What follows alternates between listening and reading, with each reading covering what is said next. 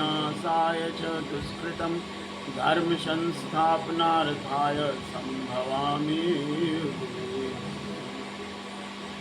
तो कहते हैं कि ये जो अवतार आते हैं, जब जब धर्म की ग्लानि हो जाती है। ग्लानि का अर्थ ये है कि जहाँ वो था वहाँ से नीचे आ जाता है, जहाँ उसका लेवल था होना चाहिए वहाँ से नीचे आ जाता है। तब भगवान का, परमात्मा का, उस ब्रह्म का अंश अवतार रूप में जीवों को धर्म पथ पर वापस लाने के लिए उनमें जागृति पैदा करते और कहते हैं कि मैं बार बार आता हूँ, बार बार आता हूँ। जब जब इस तरह की बात होती है कि मनुष्य जो है, क्योंकि मनुष्य योनि को ही धर्म चाहिए, दूसरे और किसी को नहीं चाहिए, तो जब जब मनुष्य जो होता है अपने धर्म से भटक जाता है, अर्थात अपने कर्म से भटक जाता है, जो उसका कर्म जो है जो मनुष्य जैसा होना चाहिए, शास्त्र के अनुसार होना चाहिए, वो जब जब नहीं होता है, उसका स्तर गिर जाता है, तो कहते हैं कि मैं शरीर रूप में, मनुष्य रूप में, शरीर रूप में इस धरा पर नर रूप हरि, नर के रूप में हरि बनकर इस 5 तत्वों के शरीर धारण करके आते हैं। इसको अंसा अवतार बोलते हैं, कई तरह का नाम रखते हैं। तो बार बार जब जब धर्म की ग्लानि होती है, तब जीवों को धर्म के रास्ते पर लाने के लिए आते हैं और साधुओं की रक्षा के लिए, प्रेरितायम साधुनम, साधुओं का परित्राण करने के लिए, रक्षा करने के लिए। तो साधु कौन है? जो सतपथ पर चले, जो भी सतपथ पर चले। साधु का मतलब ऐसा वेश नहीं होता, साधु का मतलब ये भी है और ये भी है। जो लोग सतपथ पर चल रहे हैं, सतमार्ग पर चल रहे हैं, उनको साधु कहा गया। जिनका कर्म शास्त्रों के अनुसार है, जिनका आहार व्यवहार शास्त्रों के अनुसार है, जिनका क्रियाकलाप शास्त्रों के अनुसार है, उनको कहा गया है साधु। तो साधुओं की रक्षा के लिए आते हैं और दुष्टों का संहार करने के लिए। तो दुष्ट कौन है? दुष्ट है वो जो शास्त्र विरुद्ध कार्य करते हैं, अर्थात जनहित के विरोध में कार्य करते हैं, हिंसात्मक कार्य करते हैं, उनको दुष्ट कहा गया है। अर्थात शास्त्र के अनुसार नहीं करना, क्योंकि शास्त्र ये कहता है कि हिंसा नहीं करना है, किसी को पीड़ा नहीं देना है। पीड़ा कब नहीं देना है? अपने स्वार्थ के लिए, अपने स्वार्थ के लिए जब हम पीड़ा देते हैं किसी को, तो हिंसा में आते हैं। लेकिन जब हम अपने कर्तव्य को करते हुए किसी को पीड़ा देते हैं, वो पीड़ा हिंसा में नहीं आता। जैसे कि माता पिता अपने बच्चों को गलत रास्ते पर जाने पर डांट फटकार लगाते हैं, तो ये हिंसा नहीं है।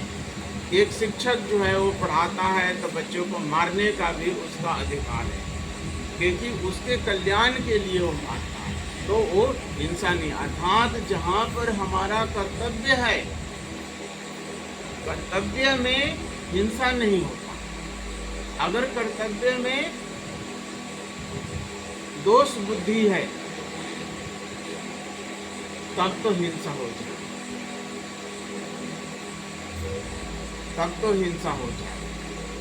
जैसे हम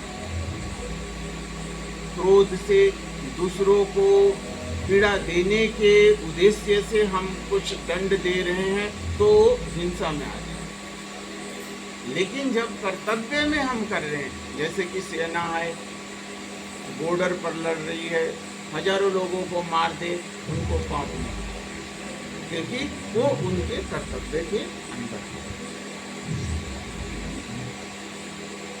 तो धर्म पथ पर चलने के लिए सबसे प्रथम चीज क्या है कि हमारा आहार, व्यवहार, आचरण और इंद्रिय संयम।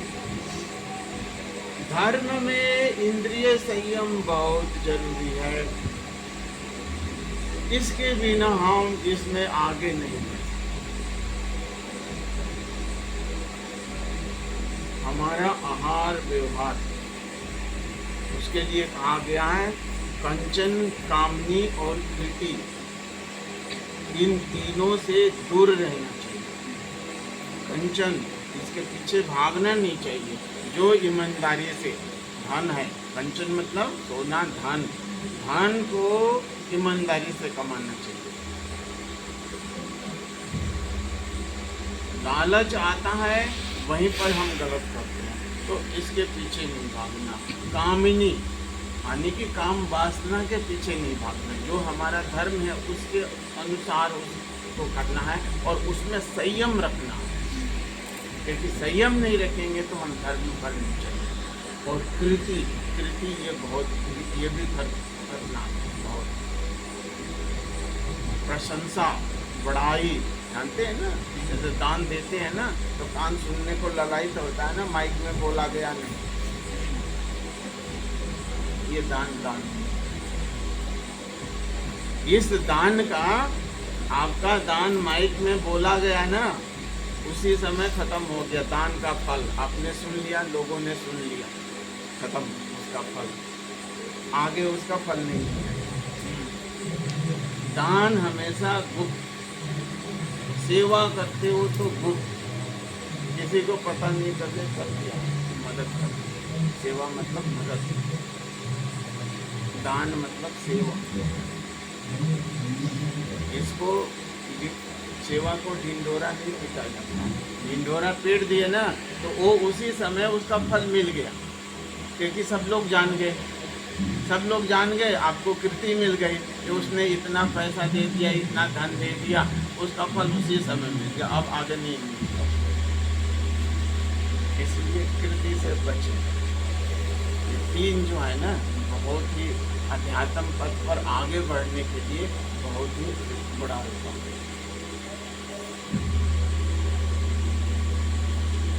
तो अवतार किस लिए आते हैं? धर्म की रक्षा के लिए, सज्जनों की रक्षा के लिए और दुष्टों का संहार करने के लिए। अब प्रभु को, भगवान को हरि भी कहा गया, नर रूप हरि। गुरु को भी हरि कहा गया। भक्ति में बहुत कठिन चीज है ये।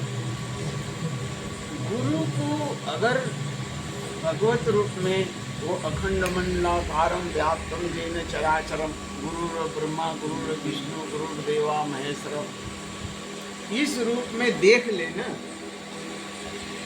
तो हम भक्ति में बहुत जल्दी ऊपर। लेकिन ऐसा भाव बनता नहीं। हम गुरु को हमेशा शरीर रूप में देखते हैं और शरीर रूप में हम अनुभव करते हैं। अगर हमारे भाव ऐसा उज्जवल हो जाए, बहुत सुंदर भाव हो जाए, उनको गुरु को गुरु ब्रह्मा गुरु विष्णु नर रूप हरि, हरि के समान अगर इस दृष्टि में, भाव में अगर आ जाए ना तो साधना में बहुत जल्दी आ जाए। लेकिन बहुत मुश्किल, हम दोष दृष्टि देख लेते हैं, गुरु में भी दोष दृष्टि देख लेते हैं, मनुष्य है। लेकिन अगर साधना जो है ना, कितनी भी कोशिश कर ले, गुरु की कृपा के बिना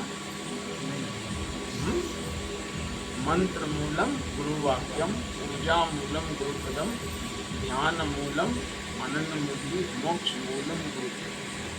गुरु कृपा के बिना कुछ होता ही नहीं। और उसके लिए भाव चाहिए, अब ये है कि कर्म नहीं करोगे तब नहीं, कर्म भी करना है, लेकिन आपके कर्म से नहीं होगा। जब तक गुरु की कृपा नहीं होगी तब तक नहीं होगा। तो साधना मार्ग में, भक्ति मार्ग में गुरु को सर्वोपरि रखा। गुरु गोविंद दोनों खड़े, काको लाभू पाओ, बलिहारी गुरु आपने गोविंद दियो। कहते हैं कि हरि और गुरु दोनों खड़े हों तो किसके पाँव लगे? बोले पहले गुरु के, क्योंकि गुरु ने ही तो बताया कि ये हरि हैं। अगर गुरु नहीं बताते तो पता क्या चलता? जैसे कि रथ में अर्जुन के सामने कृष्ण खड़े हैं और बता भी रहे हैं सब कुछ, लेकिन वो मान ही नहीं रहा है कि ये भगवान है। उसे विश्वास ही नहीं हो रहा है कि ये भगवान है।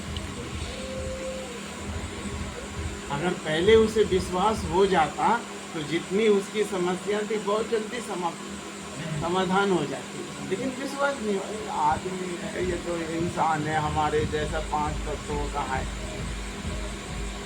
ये हमारे जैसा 5 तत्वों का, हमारे जैसा बोलता है, हमारे जैसा चलता है, हमारे जैसा खाता है, ये भगवान कैसे हो सकता?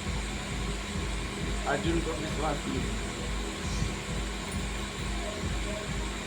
तो अध्यात्म में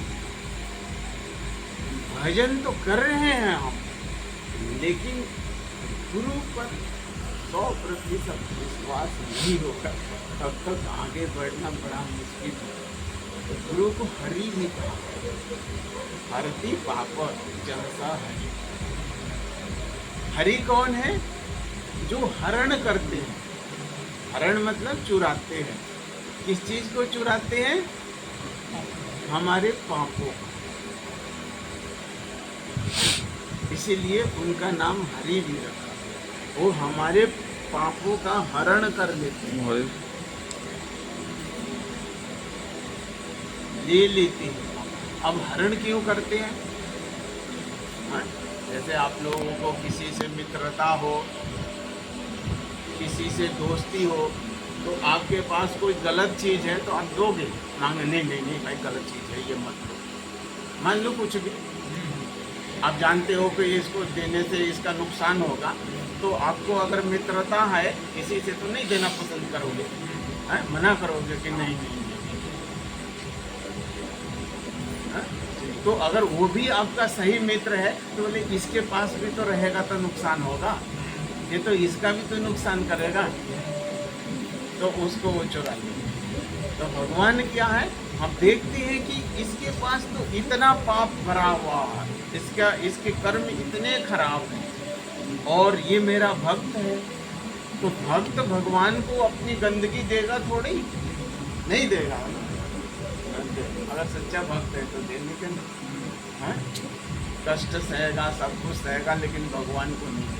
तो भगवान क्या करते हैं, भक्त को उद्धार करने के लिए, उसे पापों से मुक्त करने के लिए उसके पाप को चुपके से चुरा लेते, क्योंकि देने के तो भक्त है, कैसे देगा? अच्छी चीज़ ही देगा भगवान को, गलत चीज़ तो देगा नहीं। तो उसको वो चुरा लेते, और चुरा करके उसके जो बोझ भारी है उसको हल्का करके उसको मुक्त कर देते।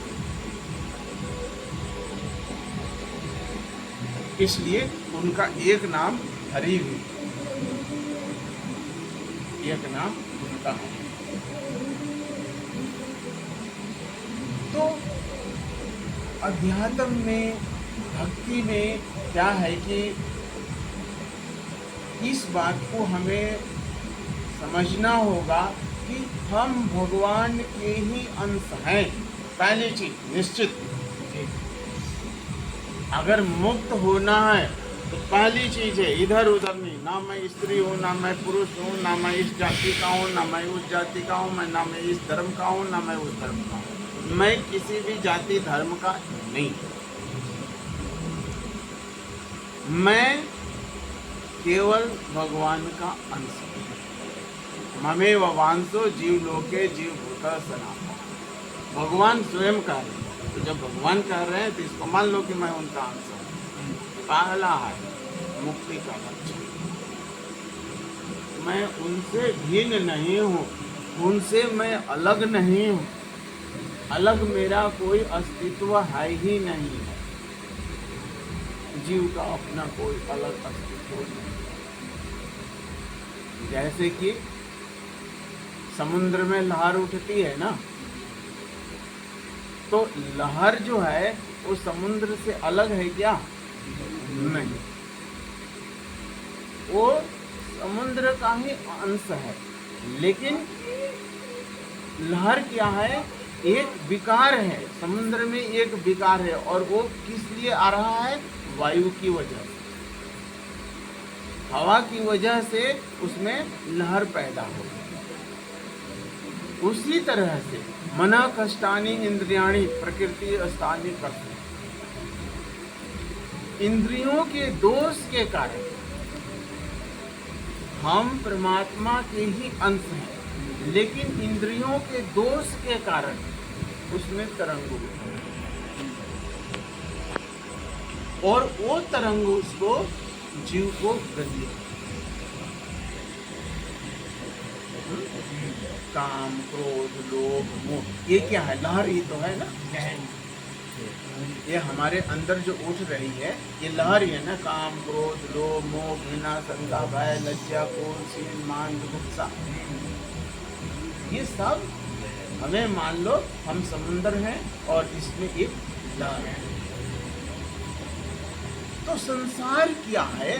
संसार को इस तरह से देखो, संसार एक भूल भुलैया, संसार एक भूल भुलैया। अब इस भूल भुलैया में आपको अपने घर वापस जाना है तो क्या चाहिए? गाइड चाहिए ना, बताने वाला चाहिए ना। अब ये बताने वाला कौन है? बताने वाला तो ये संसार एक भूल भुलैया।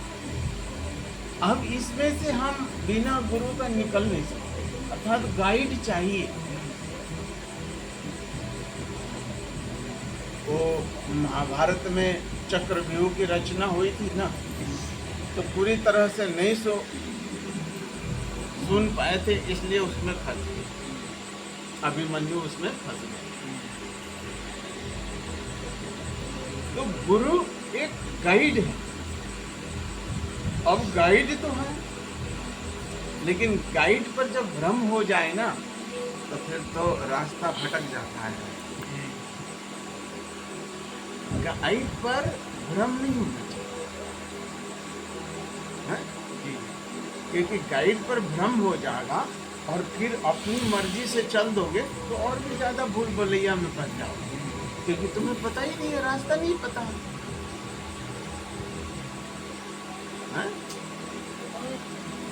जैसे कि एक साधारण आदमी के साथ कहीं आपको किसी को जगह बता देता ना, भैया इसके साथ चले जाओ, वहां पहुंचाते, विश्वास हो जाता है ना।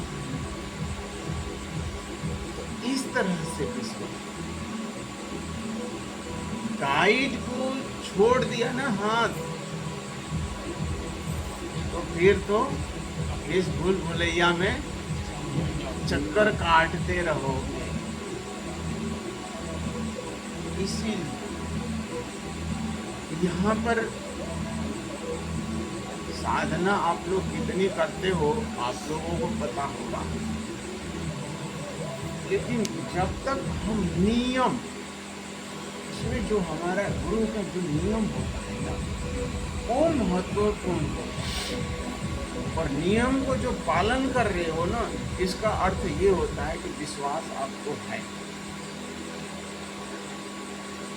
देखो, जितने हमारे हजारों जन्मों के जो पाप जमा हुए हैं ना, वो जीवों के बस की बात नहीं है कि वो पार हो सके, जब तक गुरु की कृपा ना हो, प्रभु की कृपा ना हो। इतने हमारे, और उतना जितने हमें उन पापों को काटने में प्रयत्न करने की जरूरत और शक्ति की जरूरत है, वो हमारे में सामर्थ्य भी नहीं है। तो गुरु क्या देखते हैं? गुरु ये चीज देखते हैं कि आपके अंदर में श्रद्धा है कि नहीं, प्रेम है कि नहीं। और श्रद्धा और प्रेम है तो नियम का पालन, और नियम का पालन कर रहे हैं। जैसे कि 2 समय साधना करनी है, निरंतर सुमिरन करना है, मन की शुद्धि, शरीर की शुद्धि, मन की पवित्रता, शरीर की पवित्रता, संसार में जो व्यवहार एक गुरु ने बताया कि सबके साथ सही व्यवहार करना है, वो आपके प्रयास को देखते हैं। आपके बस नहीं है कि पार कर जाओगे, लेकिन प्रयास को देखते हैं कि आप ईमानदारी से प्रयास कर रहे हो या नहीं कर रहे। अगर ईमानदारी से प्रयास कर रहे हो तो उनको और कुछ नहीं चाहिए। आपकी क्या योग्यता है, आपकी क्या योग्यता नहीं है, आप कितने पढ़े लिखे हो, कितने बुद्धिमान हो, कितने धनवान हो, कितने धन, कुछ नहीं हो, वो कुछ नहीं देखते। वो एक ही योग्यता देखते हैं, वो देखते हैं कि इसमें सिंसिरिटी है कि नहीं, नियमबद्ध चल रहा है, मुझ पर विश्वास है या नहीं। पहली चीज विश्वासम सिद्धिर प्रथम लक्ष्य। भगवान शिव कहते हैं विश्वासम सिद्धिर प्रथम लक्ष्य। विश्वास सिद्धि का पहला लक्षण है। ऐसे बहुत सारे प्रकार हैं। विश्वास बोल दिया ना, बात इधर उधर। भगवान भी कृष्ण कहते हैं ना, सर्वधर्म परित्यज्य मामेकं शरणं व्रज अहम त्वाम सर्व पापेभ्यो मोक्षयिष्यामि मा शुचः। सब को छोड़ करके, सभी धर्मों को छोड़ करके, कहाँ धर्म से आते अपने कर्म, सभी धर्मों को छोड़ के मेरी शरण में आ जाए। उसके बाद क्या है? गारंटी देते हैं कि सब पापों से मेरी जिम्मेदारी बन गई। अब अगर तू ऐसे कर दिया, सभी को छोड़ करके मेरी शरण में आ गया ना, फिर मेरी जिम्मेदारी बन गई। कहते हैं सभी पापों से मैं मुक्त कर दूंगा, चाहे पाप भी तुझे पापी कहते हो।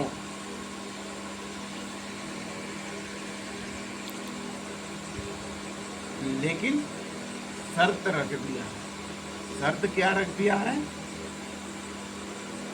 कि मेरा भरोसा केवल, और किसी पर है ना, इससे भी कुछ काम ले लूं और इससे भी कुछ काम ले लूंगा,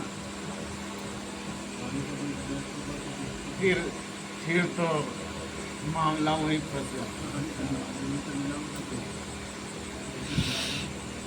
ये मेरे शब्द नहीं है, ये भगवान कृष्ण के शब्द हैं। सर्वधर्म परित्यज्य, मैं एकदम छोड़कर आ जा। मैं गारंटी देता हूँ कि सारे पापों से। अब क्या चाहिए आपको बताओ? इतना कोई गारंटी देगा? भगवान गारंटी दे रहे। कुछ करने की जरूरत नहीं, मेरे शरण, मेरे भरोसे, केवल मेरे भरोसे हो जाए। लेकिन भरोसा के लिए मन मजबूत चाहिए। मैं कहीं उतनी दूर गए, अरे कहीं गलत जगह तो नहीं लेके चला जा रहा। ये बुद्धि है ना, बुद्धि एकदम भ्रम पैदा कर देती है। मन भ्रम पैदा कर देता है, तो कहीं गलत जगह में तो नहीं लेके चला जा रहा। कुछ भी हो जाए,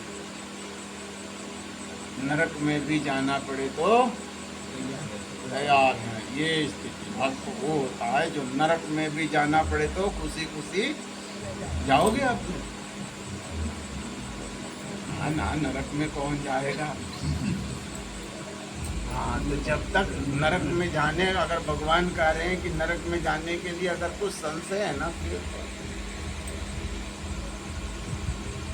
एक बहुत सुंदर दृष्टांत है गोपियों का।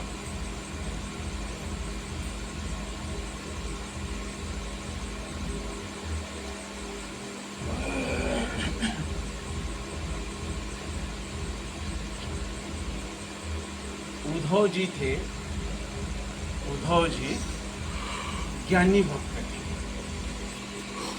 और गोपियां थी भक्त थे, ज्ञानी भक्त नहीं थे, उनको पास ज्ञान नहीं था, लेकिन भक्त बेजोड़ थे। तो ज्ञानी को थोड़ा अभिमान भी होता है, हर चीज का अभिमान होता है। तो उद्धव को अभिमान ये हुआ कि मेरे जैसा कोई भक्त है नहीं, मैं सबसे बड़ा भक्त हूँ। तो भगवान ने कहा कि इसके अंदर अभिमान आ गया, इसके अंदर अभिमान आ गया तो इसका कल्याण होगा नहीं।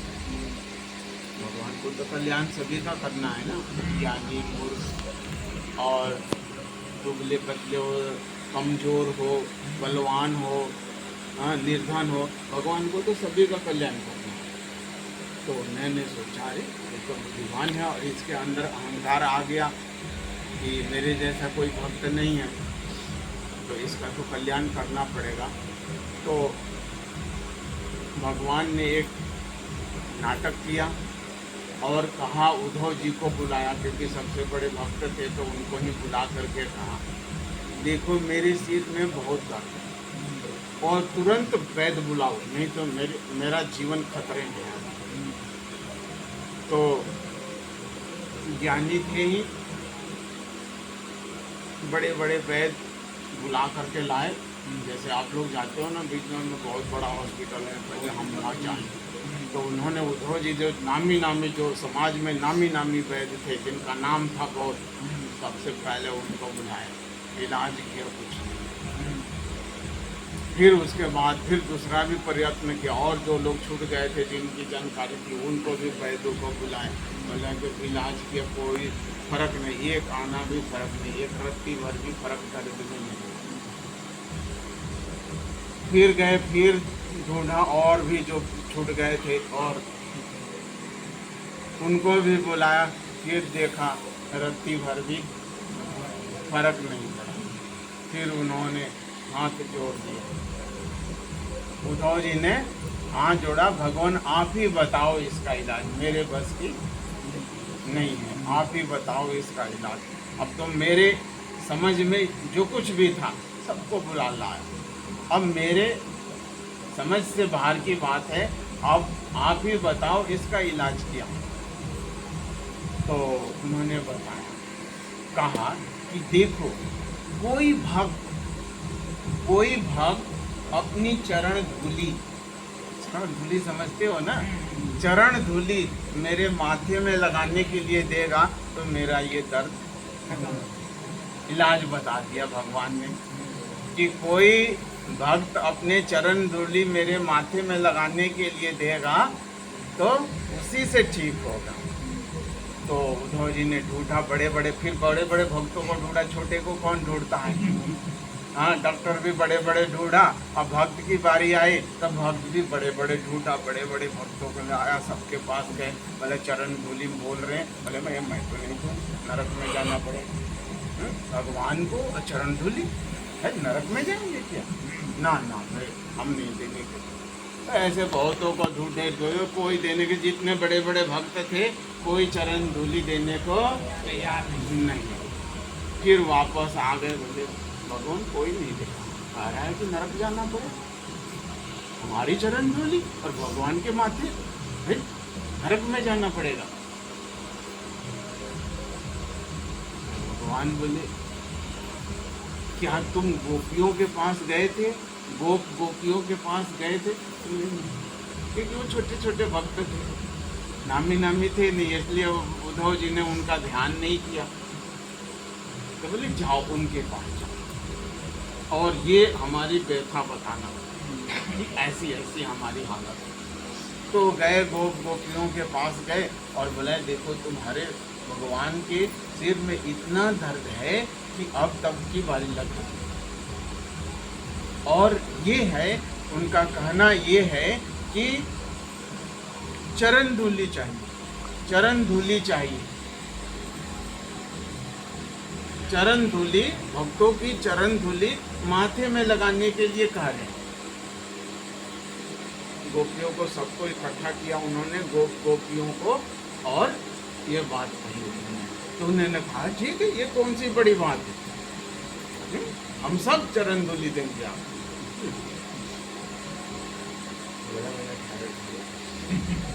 इतनी बात नहीं, तुम जानते हो चरण धूलि, तुम्हारी चरण की धूलि और भगवान का मस्तक, नरक में जाओगे, नरक में जाओगे। तो सारे गोपियों ने बोला एक बार नहीं, हम 100 बार नरक में जाने को तैयार हैं। एक बार नहीं, 100 बार नरक में जाने के लिए तैयार है, लेकिन हमारे भगवान ठीक हो जाए। हम तो ये चाहते हैं कि हमारे भगवान ठीक हो जाए। तो ये भक्ति की चरम सीमा है। जहाँ भक्ति की चरम सीमा होती है ना, वहाँ पाप पुण्य नहीं रहता। भक्त और भगवान एक, दो नहीं रहते। भक्त भी वही हो जाता है, भगवान भी वही हो जाता है, गुरु भी वही हो जाता है, शिष्य भी वही हो जाता है। ना गुरु रहता है, ना शिष्य रहता है, ना भक्त रहता है, केवल भगवान है। ये चरम अवस्था है भक्ति की, जहाँ एक केवल भगवान हो जाता है। कुछ नहीं रहता, भेद तस्मी तज अभेद अभाव। वहाँ भगवान में और भक्त में कोई भेद नहीं रहता। इसलिए पाप पुण्य भी नहीं, क्योंकि पाप पुण्य जब होता है जब दो होते, जब एक हो गए तो पाप पुण्य।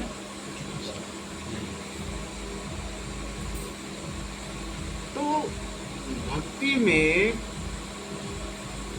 हमें सबसे पहला क्या चीज है? विश्वास, गुरु के ऊपर, क्योंकि ये रास्ता गुरु के ही चल। नाम रूपी क्या है? जहाज। नाम रूपी जहाज, यानी कि इष्ट रूपी जो मंत्र है वो जहाज है। उसको खेने वाला कौन है? गुरु। पतवार जो चला रहे हैं ना, वो गुरु है। और वायु जो है, जो उस तरह ले जा रही है वायु, वो प्रभु की कृपा है। नाम तो अब रट रहे हो ना, तो नाम जहाज है, नाम से केवल नहीं उतरोगे, क्योंकि नाव चलाने वाला तो चाहिए। हा? नानक नाम जहाज है, चढ़े सो उतरे पार। नाम को जहाज बनाया गया। अच्छा, अर्थात आपका जो इष्ट मंत्र है उसको जहाज माना गया, लेकिन जहाज को चलाने वाला तो चाहिए। चलाने वाला नहीं होगा तो तो गुरु। पतवार किसके हाथ में है? गुरु के हाथ में पतवार है, वो चला रहे हैं। और वायु जो मदद कर रही है उस तरफ जाने के लिए, वो प्रभु की कृपा है। तो इष्ट भी चाहिए, उस नाव को खेने वाला भी चाहिए, और वायु भी चाहिए, ताकि आसानी से उस दिशा की तरफ नाव हमारी चली जाए। कृपा, प्रभु की कृपा। तो विश्वास, भक्ति विश्वास करती, भक्ति गुरु श्रद्धा प्रति। सब कुछ सुनो, जहाँ भी सत्संग है सुनो, लेकिन नियम अपने गुरु का ही पालन करो। सत्संग तो कहीं से भी सुन सकते हो, अच्छी बात कहीं से भी ले लेनी है, लेकिन नियम अपने, और उसमें संशय नहीं होना चाहिए।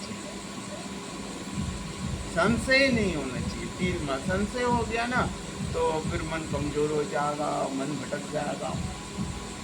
देखो, हम नियम का में ढिलाई दे देते हैं, नियम को पालन नहीं करते हैं, तो सबसे बड़ी नुकसान हमारा क्या होता है? देखो, मन की पवित्रता को नष्ट करोगे, बुद्धि को पवित्रता को नष्ट करोगे, विश्वास की जो एक नींव है उसको ढीला करोगे, तो सबसे बड़ी बात आपको नुकसान क्या होगा? आपको मन नहीं लगेगा भजन। आप गुरु के नियम में ढिलाई कर दोगे, पालन नहीं करोगे ना, तो सबसे बड़ा आपका नुकसान ये होगा कि आपका मन लगेगा। 10 मिनट बैठा ना, चलो उधर को चलते हैं, चलो उधर को चलते हैं, किसी से बात कर लेते हैं, मोबाइल देख लेते हैं। सबसे बड़ा आपका नुकसान है कि मन नहीं लगने। इसीलिए ये नियम है, नियम में ढिलाई नहीं करोगे। नियम में ढिलाई करोगे फिर मन नहीं लगेगा। तो विश्वास और नियम दो चीज में पक्का रहोगे तो मन लगेगा। और अभ्यास जो है वो छूटना नहीं। चलो आज तो देर हो गई, खा के सो गए, कल को कर लेंगे। नियम टूट गए, अब मन नहीं लगेगा। और मन नहीं लगना एक साधक के लिए, एक भक्त के लिए बहुत बड़ी हानि, बहुत बड़ा दुख का है। देखो, जब आपका भजन नहीं हो रहा,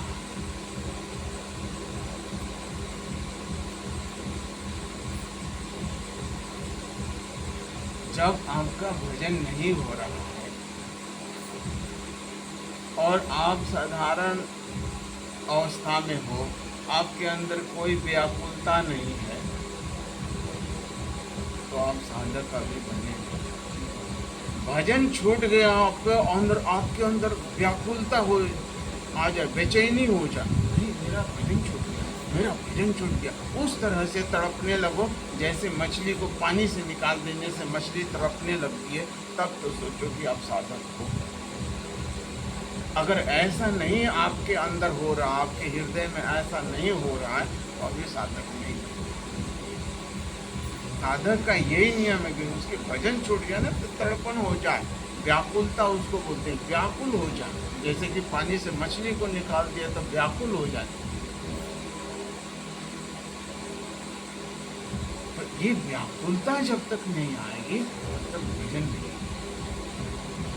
और नियम को तोड़ने से मन नहीं लगता, इसलिए हमें नियम में पक्का होना।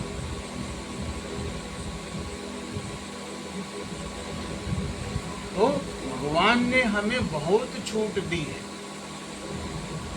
केवल हमें अपने नियम को पालन करना। तो कहते हैं अनन्य चिंतन तो माजे जन प्रयास, जो अंत में भी, अंत काल में भी जो मेरा सुमिरन करते हुए शरीर को छोड़ता है, देखो कितनी छूट दे देती है।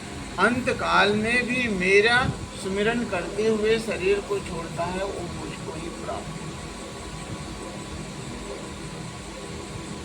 अब इतना सुविधा दे रखी है, लेकिन जो जीवन भर भजन नहीं किए हैं उनको अंत काल में भी स्मरण नहीं होगा।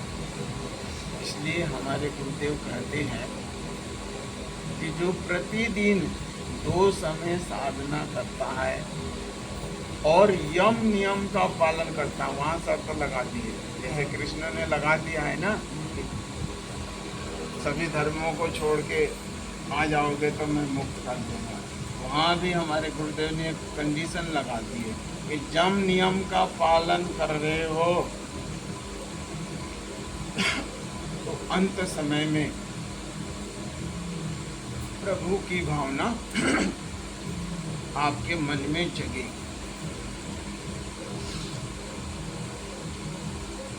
समझे ना? हाँ, अब यम नियम क्या है? यम नियम ये है कि किसी हिंसा नहीं करना है, अपना कर्तव्य ईमानदारी से करनी है, जो कमाई कर रहे हैं वो ईमानदारी से करनी है, किसी को सताना नहीं है, ये कंडीशन लगा दी। तो जो ईमानदारी से जीवन जी रहा है और 2 समय भजन कर रहा है, कहते हैं कि अंत काल में प्रभु की भावना उसके मन में जगेगी, और प्रभु की भावना जगी तो क्या हो गया? मुक्त हो गया। वो नारायण बोला था ना एक बार नारायण बोल दिया था, मृत्यु उसकी आ रही थी, हो गया।